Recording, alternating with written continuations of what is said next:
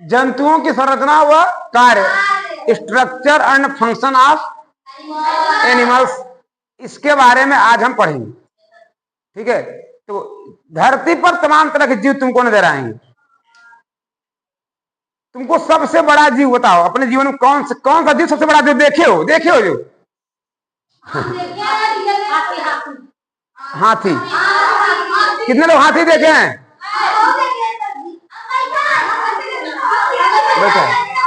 चल बस हाथ नीचे करो, हाथ नीचे करो। लगभग कुछ नहीं बताना है, बैठो। इसका मतलब लगभग हाथी सभी लोगों ने देखा है। हाथी जितना हम लोग देखे हैं वो सबसे बड़ा जीव है। लेकिन क्या तुम जानते हो कि हाथी से बड़ा कोई जीव है धरती पर? क्या रचना? खड़ा हो। हाथी से बड़ा कोई जीव धरती पर देखे हो? ऊंट हाथी से बड़ा होता है? हाँ बोलो। व्हेल है, ब्लू व्हेल। मछली नहीं है वो स्तनधारी है। ब्लू व्हेल धरती पर जो सबसे बड़ा जीव है इस समय जीवित, वो ब्लू व्हेल है, समुद्र में पाया जाता है। करा मछली नहीं तो बात नहीं मानते एक बार में। समझ में आया? तो ब्लू व्हेल मछली नहीं है, इसलिए उसके आगे मछली नहीं लिखी रहती है। ब्लू व्हेल एक स्तनधारी जीव है, वो बच्चे को देता है, अंडे नहीं देता। बहुत विशालकाय जीव है। हाँ जरायुज है, बहुत बढ़िया। कम से कम इतना चीज सीखे हो। ठीक है, और तुमको हम बता दें कि सबसे बड़ा जीव हाथी देखे हो। अब बताओ कौन सा जीव तुम लोग देखे हो जो सबसे छोटा जीव देखे हो? धरती में जो सबसे छोटा जीव देखे हो तुम लोग बताओ। चींटी। कौन देखा चींटी? अच्छा मधु खड़े जा, मधु खड़ी हो। चींटी से भी छोटा जीव देखी हो? चींटी से भी छोटा कुछ देखी हो? का वो चींटी ही आएगी, वो भी चींटी है। हाँ बोलो। घुन। हाँ घुन छोटा होता है, चींटी छोटी होती है।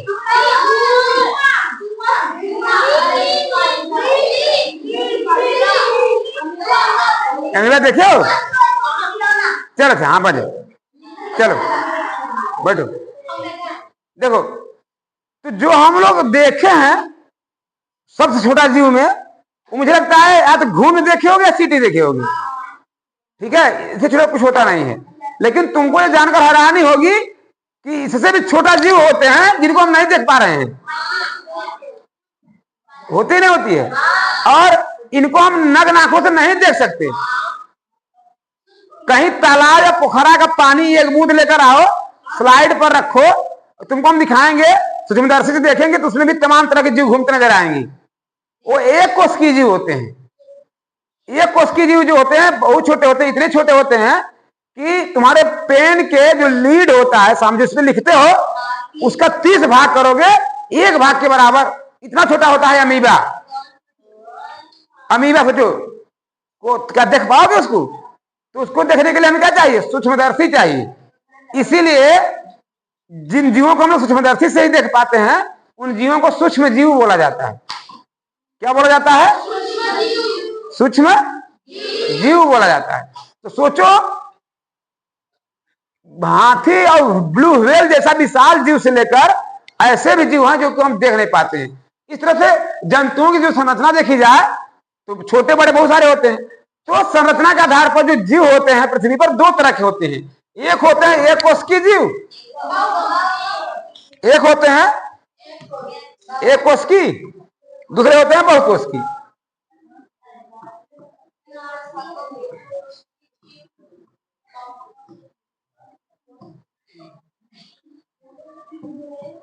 एक कोशिकीय जीव, ठीक है, अंग्रेजी में कहते हैं इसको यूनिसेलुलर।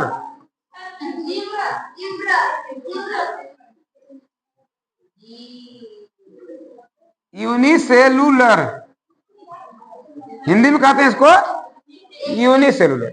एक कोश की जीव। एक कोश की जीव का नाम बता सकते हो? कितने लोग बता सकते हैं? कितने लोग बता सकते हैं? चलिए एक ही जीव का नाम बताना है। हाँ मनीष पीछे बताओ। पैरामीशियम। चुप, पहले बैठो। हाइड्रा एक कोश की जीव है?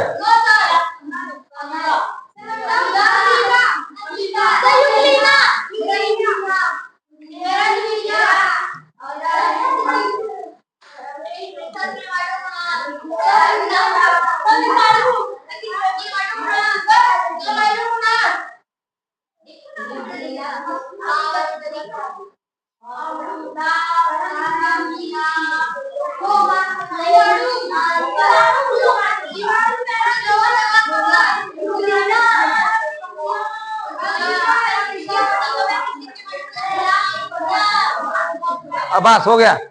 चलो उसने बोला पैरामीशियम। पैरा, चुप रहो, जिसे पूछेंगे बताएगा।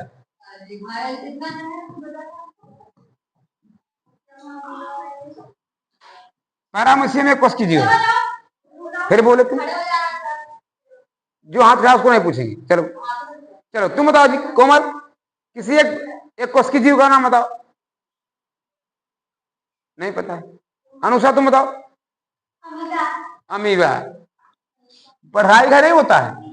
हाँ अमीबा। अमीबा एक कोश की जीव है। चलो बैठ जाओ। तू बताओ मधु, किसी एक कोश की जीव का नाम बताओ। नहीं पता है, बैठ जाओ। बैठ। नितेश तू बताओ। बताओ। और परी तुम बताओ।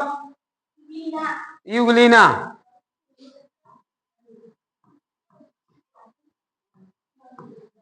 यूग्लिना।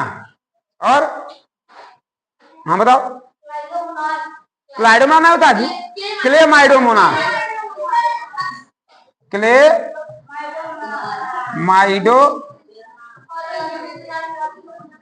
मोनास। क्लेमाइडोमोनास। क्लेमाइडोमोनास क्या है? अरे कौन सा जीव है? उसकी में बहुत सारे जीव होते हैं। सवक, कवक है, सेवाल है कि प्रोटोजोआ है, क्या है? बस सवाल है। तुम बोलो जी। सवाल है। कर रहे हैं एक कोश की जीव। जीवाणु। चलो जीवाणु लिखते हैं।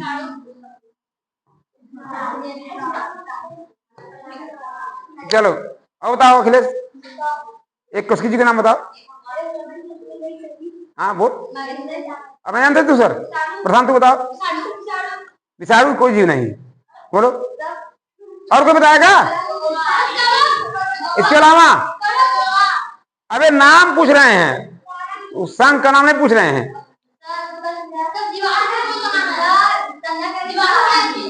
हाँ तारामीन। अब एक कोश की थोड़े हो। तारामीन जो है एकाइनोडर्मेटा संघ का प्राणी है। एकाइनोडर्मेटा संघ का प्राणी है।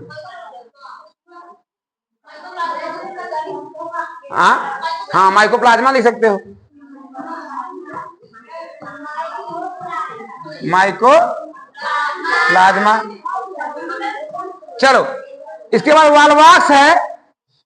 वाल्वाक्स, ठीक है। नास्टाक है। नास्टाक है ना बेना। चलो ईस्ट है, ईस्ट भी लिख सकते हो। चलो तो इस तरह से ऐसे जीव हैं जिनको कि बहुत छोटे होते हैं, एक कोश की जीव हैं जिनको हम लोग आंखों से नहीं देख सकते। तो जो जीव संरचना देखा जाए तो दो तरह का होता है, एक कोश की जीव, दूसरा बहुकोश की जीव।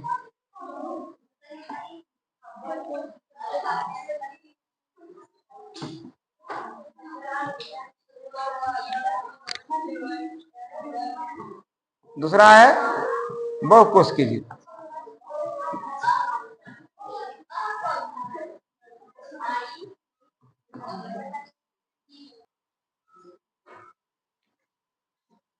चलिए बहुकोष की जीव पर आते हैं। बहुकोष की जीव बहुत सारे होते हैं। हम लोग जितना भी जीव देख रहे हैं, छोटे से लेकर के बड़े तक जितने भी जीव देख रहे हैं, ये तुम कहते हैं कि सबसे छोटा जीव चींटी घुन बोल रहे थे, सबसे बड़ा जीव हाथी व्हेल जो भी बोल रहे थे, तो जितने भी जीव हम देख रहे हैं वो सारे जीव क्या है? बहुकोष के जीव। वो सारे जीव क्या है? बहुकोष के जीव।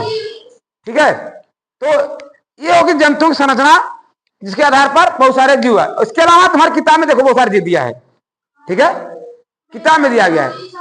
इसमें हमने बताया कि जो विभिन्न अंग है उसमें पहले पाचन अंग है, पाचन होगा यानी पाचन अंग, पाचन अंग। फिर है श्वसन, श्वसन अंग या श्वसन है। उसके बाद है मतलब हृदय है। हमको जो पढ़ना है जान लो, हृदय, हृदय के बारे में पढ़ना है। और गलत लिखे हैं,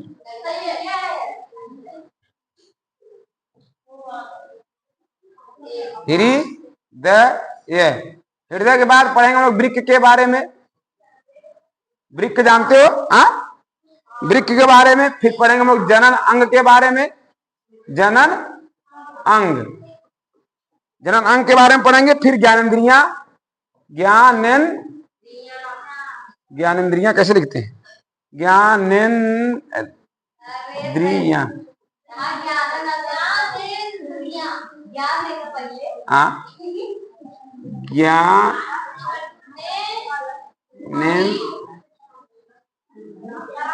ज्ञानेंद्रियां।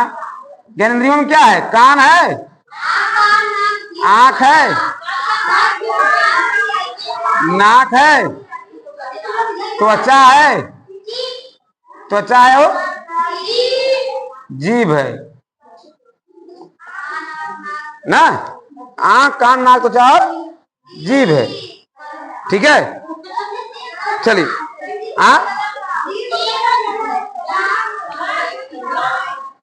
ऐसे जीभ हो गया। ठीक है, इसके अलावा ये सब क्या इसमें ज्ञानेंद्रियों में ही आएंगी। ज्ञानेंद्रियां कहाँ? यहाँ है। ये सब क्या है? ज्ञानेंद्रियां हैं। 1 2 3 4 5। इसके अलावा हम लोग तब पढ़ेंगे मानव जंतुओं के कंकाल, मानव तथा अन्य जंतुओं के कंकाल, अन्य जंतुओं के कंकाल के बारे में पढ़ेंगे। के कंकाल,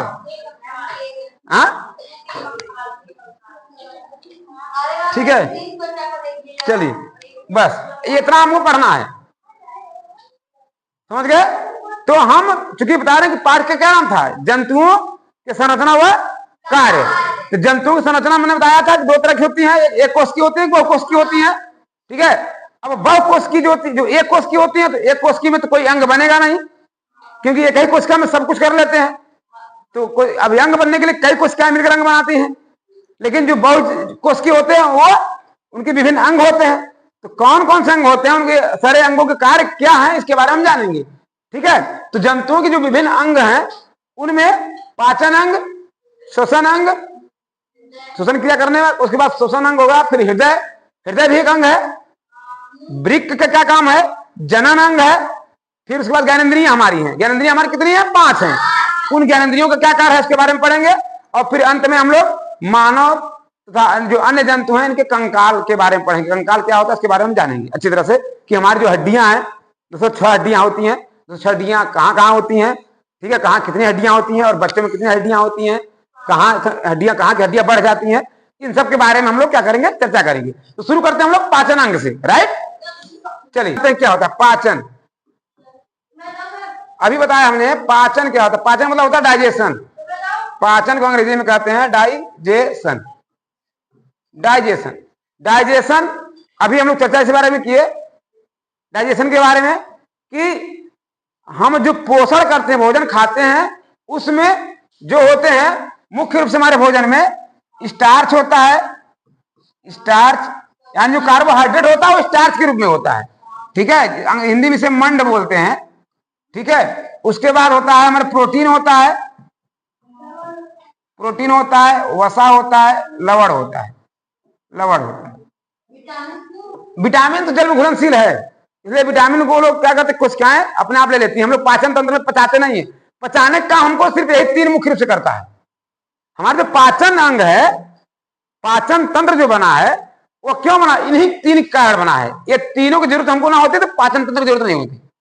बाकी वो अपने आप पानी में घुलनशील होकर के ले लेते हैं। हम लोग जब फल खाते हैं ना, तो फलवा के जूसे ले लेते हैं ना। हम फलवा हम जो खाते हैं फल, उसका हम लोग जूस चाहे पिए चाहे फल खाएं, तो जूसवा जो निकलता है वो डायरेक्ट आंतों द्वारा जो रसांकुर है वो सोख लेता है ब्लड, और ब्लड से फिर रहता है कोशिकाओं में, और बाकी जो खाते हैं जो खुइया रहता है वो फिर निकाल देते हैं।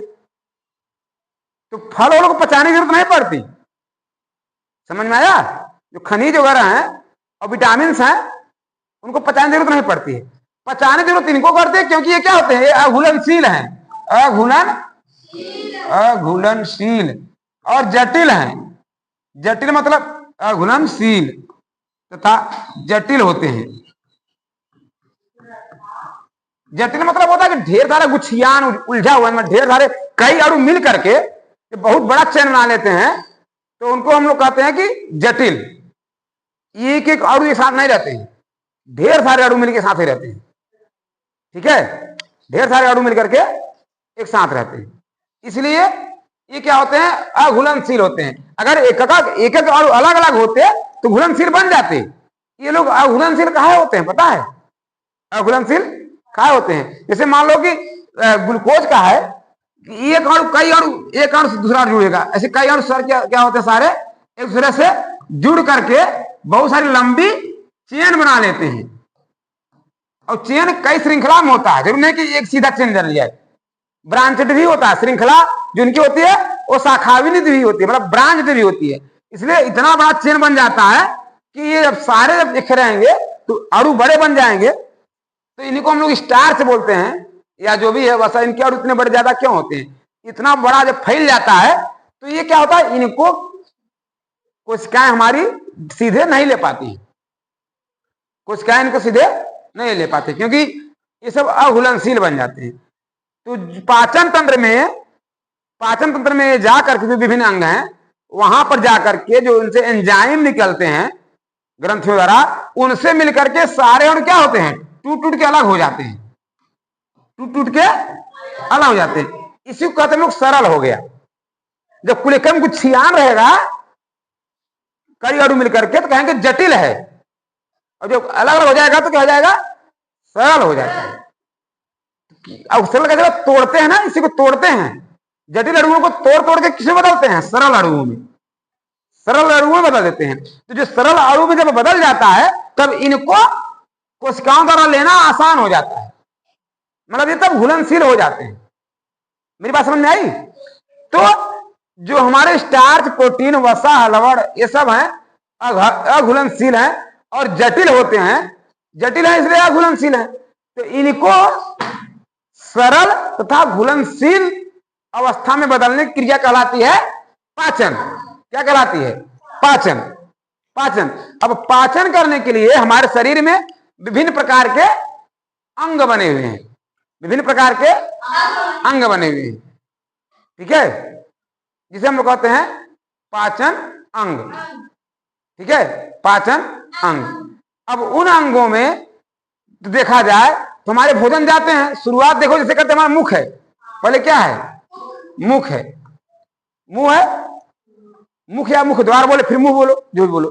मुख है, मुंह के बाद मुंह से भोजन गया, यहां पे मुख गुहा आ गया। मुख गुहा, मुख गुहा अंदर वाला जो है मुख गुहा है, जहां पर दांत वगैरह पाया जाता है।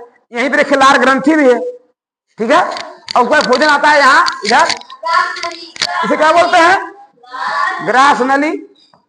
ग्रास नली। भोजन कहाँ जाता है? फिर ग्रास नली में जाता है। ग्रास नली से फिर आगे आता है, कहाँ जाता है? अमाशय में जाता है। अमाशय, अमाशय में जाता है। अमाशय के बाद फिर कहाँ जाता है? छोटी आंत में। कहाँ जाता है? छोटी आंत में। छोटी आंत, छोटी आंत से फिर कहाँ जाता है? बड़ी आंत में जाता है। बड़ी आंत से फिर कहाँ आता है? मलाशय में जाता है। मलाशय। मलाशय से फिर मल द्वार द्वारा बाहर निकल जाता है। ठीक है, मल द्वार द्वारा बाहर निकल ले जाता है। तो ये जो जिस रास्ते से हमारा भोजन गुजरता है, इनको हम लोग बोलते हैं आहार नाल। क्या बोलते हैं?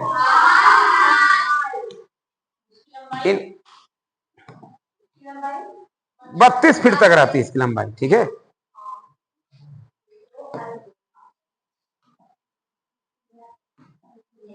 चलिए, तो आहार नाल, आहार नाल, आहार नाल।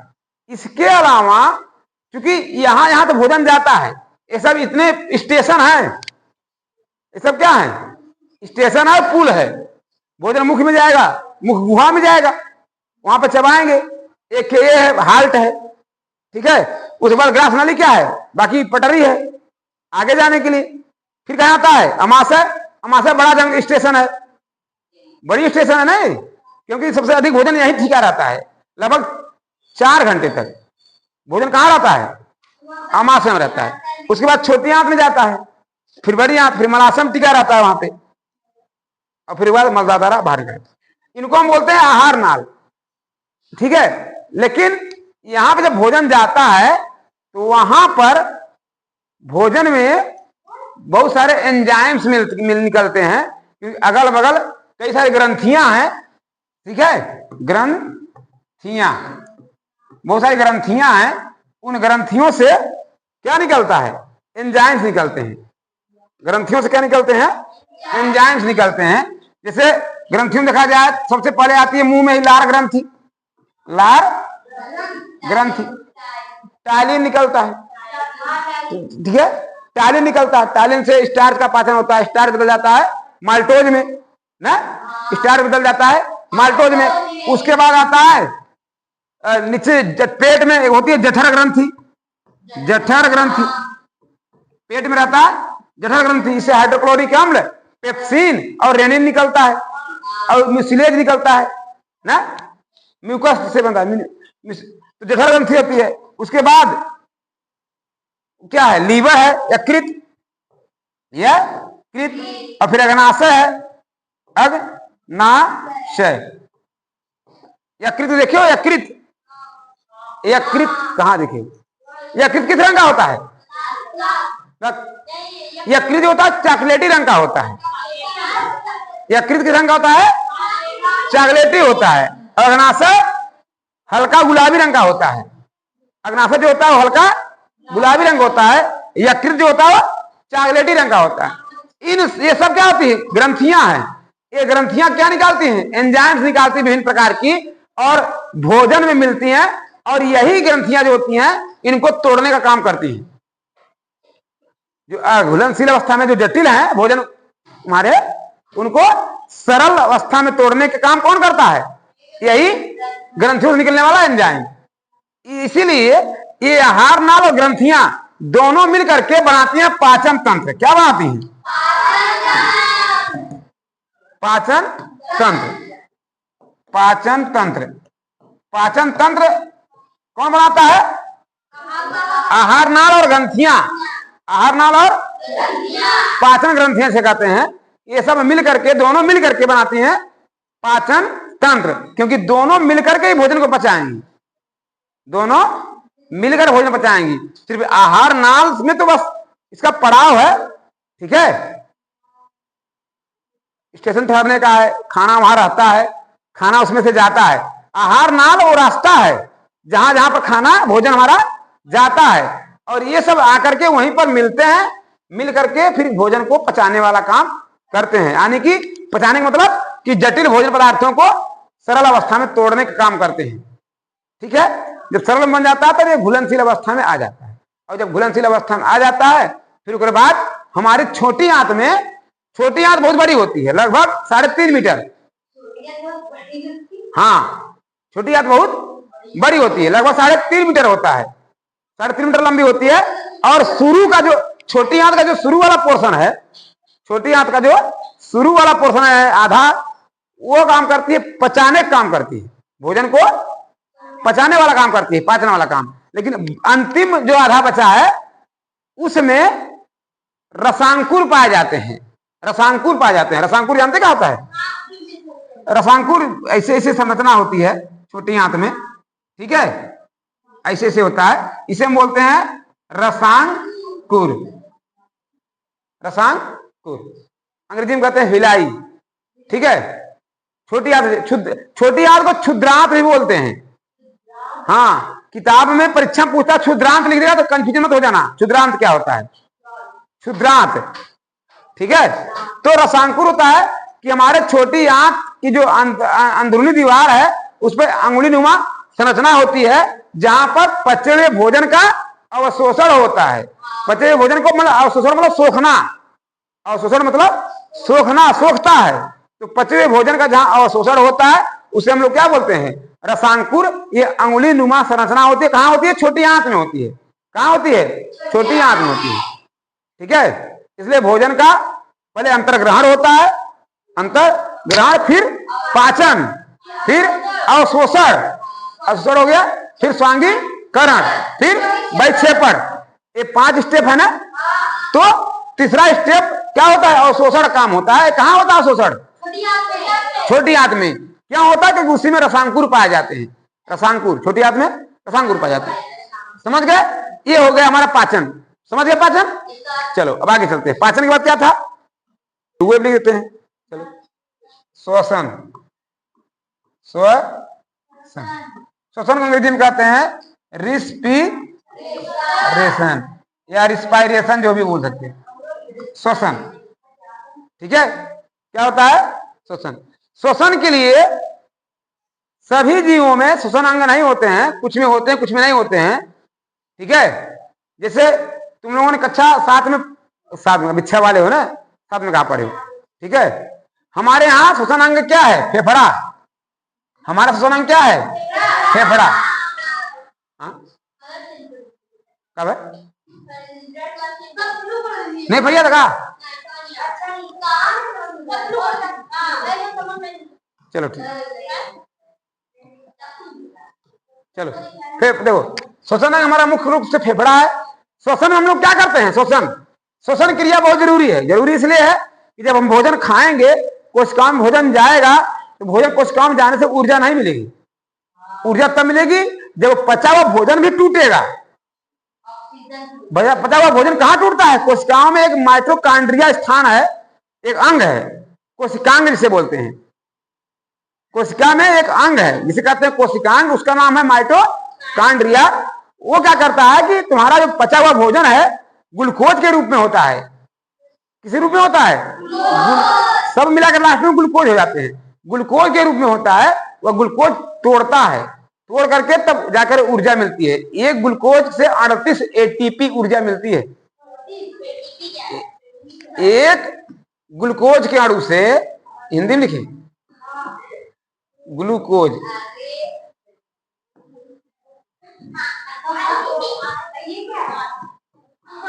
एक ग्लूकोज है, एक ग्लूकोज से 38 एटीपी ऊर्जा मिलती है। अब एटीपी क्या है, एडेनोसिन ट्राइफॉस्फेट, एडेनोसिन ट्राइफॉस्फेट। हम बता रहे हैं, इतना जानो, जैसे देखो, जैसे हमने कहा कि हम 1000 रुपया कमाते हैं, 1000 का कमाते हैं, रुपया कमाते हैं, सिर्फ 1000 बोल सकते। तो माने कि जो हमारा मुद्रा है वो रुपया बोली जाती है। 5 किलो चीनी दे दे, चीनी किसमें तोलते हैं हम लोग, किलो में। वैसे जो ऊर्जा होती है वो उसका मानक है एटीपी, करेंसी जैसे कहते हैं। करेंसी या फिर एनर्जी से कहा जाता है, एनर्जी की मुद्रा कहा जाती है एटीपी को। तो जो ऊर्जा होती है वो एटीपी में होती है। ऊर्जा क्या होती है, एटीपी में होती है। अब बात समझ में आई, इधर समझ लो। ऊर्जा से नापना हो कितना ऊर्जा हमारे पास है, कहेंगे 38 एटीपी। ऊर्जा को नापने, हाँ मात्रक है, नहीं समझ में आया। हाँ, तो ये ग्लूकोज से 38 एटीपी ऊर्जा मिलती है जब टूटता है तब, ठीक है। तो अभी आगे बढ़ोगे तुम लोग, क्योंकि बहुत लंबा, हम इसलिए तो हमारा सिलेबस पूरा नहीं हो पाता कि हम बहुत अंदर घुस जाते हैं।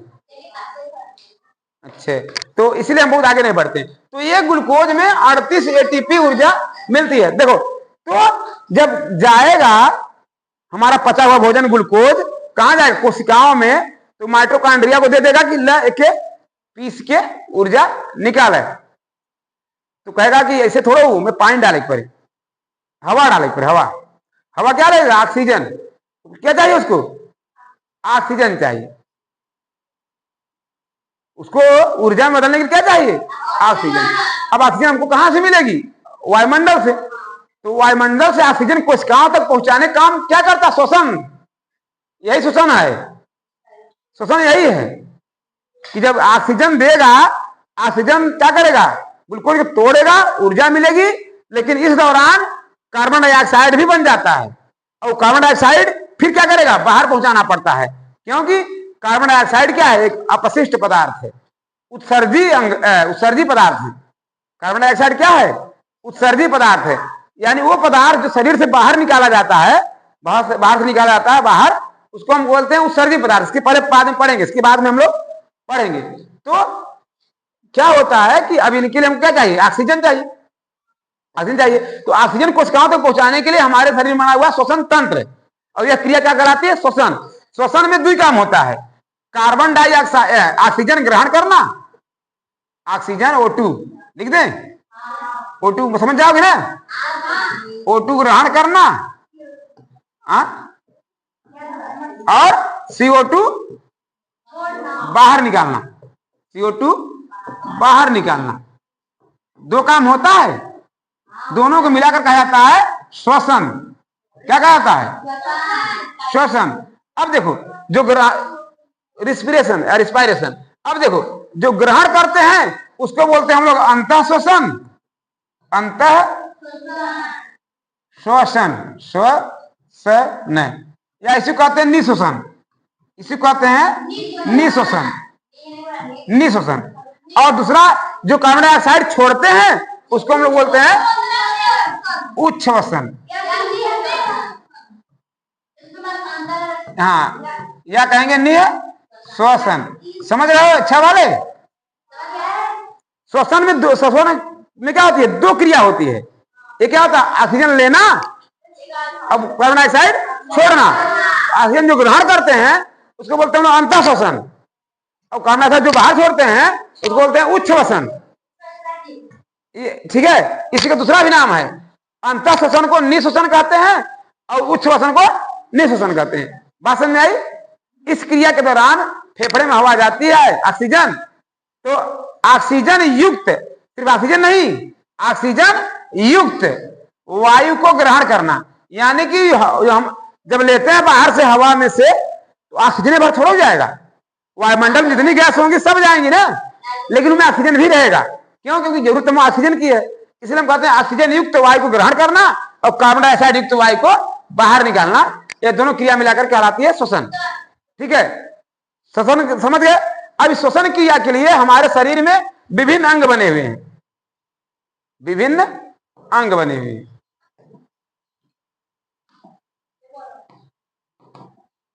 विभिन्न अंग बने हुए, जैसे क्या सा अंग है श्वसन में? पहले सबसे बाहर नासा द्वार, नासा द्वार, द्वारा, नासा द्वार, फिर नासा गुहा, फिर ग्रसनी, ग्रसनी के बाद फिर श्वास नली, श्वसनी भी है ना, श्वास नली, फिर श्वसनी, श्वसनी या श्वसनिया जो भी, फिर फफेड़ा, फेफड़ा। ठीक है, ये हमारा क्या है? श्वसन अंग है, श्वसन अंग है। इस सारे श्वसन अंग को मिलाकर के कहलाता है श्वसन तंत्र कहलाता है। समझ गए? पहले हम लोग क्या लिए?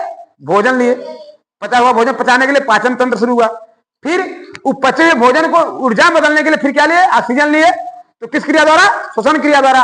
अब भोजन पच गया, उसको ऊर्जा मिल गई, हमने कहा कि जब भी वो डिकम्पोज होगा, रासायनिक क्रिया करेगा, टूटेगा, तो साथ ही साथ कार्बन डाइऑक्साइड निकलेगा और जल निकलेगा। जल का इस्तेमाल तो हम लोग इस्तेमाल कर लेते हैं शरीर में ही। पानी, क्योंकि पानी अपशिष्ट पदार्थ नहीं, पानी उत्सर्जी पदार्थ नहीं, क्योंकि शरीर को पानी चाहिए चाहिए। हमारा शरीर लगभग 70% पानी है, हाँ क्या करे, सही बता रहे ना हम? हाँ गलती हो बताना तुम्हें, ठीक है। तो हमारे शरीर में 70% पानी है, तो पानी हमारे लिए उत्सर्जी पदार्थ नहीं है, लेकिन कार्बन डाइऑक्साइड जरूरी है नहीं है, ये उत्सर्जी पदार्थ है। तो उत्सर्जी पदार्थ इसी तरह से कार्बन डाइऑक्साइड ही नहीं, हमारे शरीर में बहुत सारे उत्सर्जी पदार्थ बनते हैं, ठीक है। कुछ गैसीय अवस्था में होते हैं, कुछ द्रव अवस्था में भी होते हैं, कुछ ठोस अवस्था में भी होते हैं। तीनों अवस्थाओं में हमारे शरीर में उत्सर्जी पदार्थ बनते हैं। इन उत्सर्जी पदार्थों को शरीर से बाहर निकालने की प्रक्रिया कहलाती है उत्सर्जन, उत्सर्जन कहलाती है। और जो जो अंग इसमें भाग लेते हैं उत्सर्जन क्रिया करने में, उससे हम कहेंगे उत्सर्जन तंत्र, उत्सर्जन तंत्र। तो आगे चलते हैं उत्सर्जन तंत्र के बारे में, ठीक है। तीसरा कहाँ है जी? हाँ कहाँ है तुम लोग का तीसरा था? तीसरा है कहाँ? कुछ लिखे नहीं। तीसरा क्या हुई है? जाएगा। चलिए अब हम लोग पढ़ेंगे उत्सर्जन। उत्सर्जन, उत्सर्जन क्या है? अंग्रेजी में कहते हैं एक्सक्रेशन, एक्सक्रेशन, ठीक है। तो हमारे शरीर में बनते हैं अपशिष्ट पदार्थ, अपशिष्ट पदार्थ। अपशिष्ट पदार्थ क्या क्या बनता है बताओ? पसीना, मल, मूत्र, कार्बन डाइऑक्साइड और बलगम। हाँ हाँ मर लिख दिए हैं, ठीक है। ये सब हमारे शरीर में क्या बनते हैं? अपशिष्ट पदार्थ या उत्सर्जी पदार्थ। इनको बाहर निकालने की क्रिया कहलाती है उत्सर्जन। बाहर निकालने की क्रिया होती है उत्सर्जन। पसीना, पसीना कैसे निकालते हैं? त्वचा से, त्वचा से निकालते हैं। मल, मल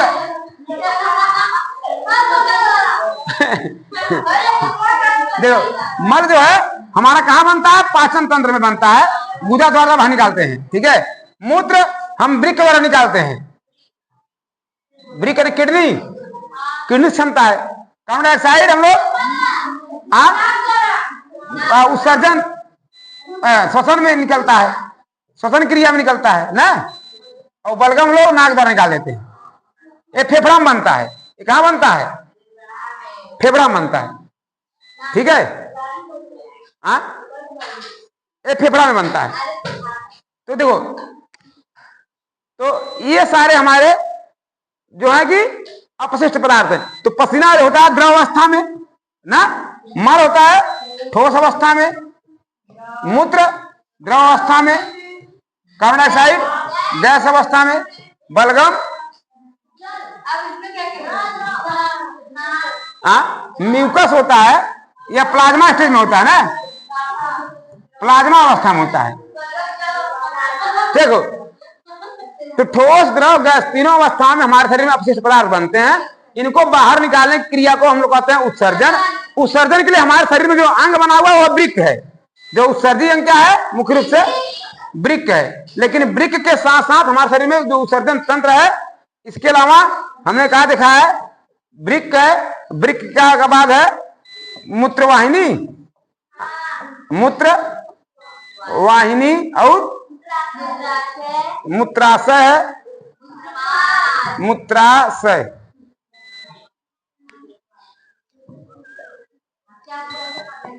मूत्राशय, मूत्राशय और मूत्र मार्ग, मूत्र मार्ग, मूत्र मार्ग।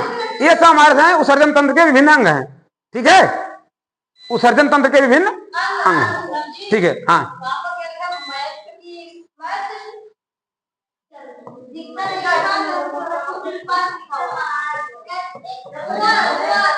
ठीक है।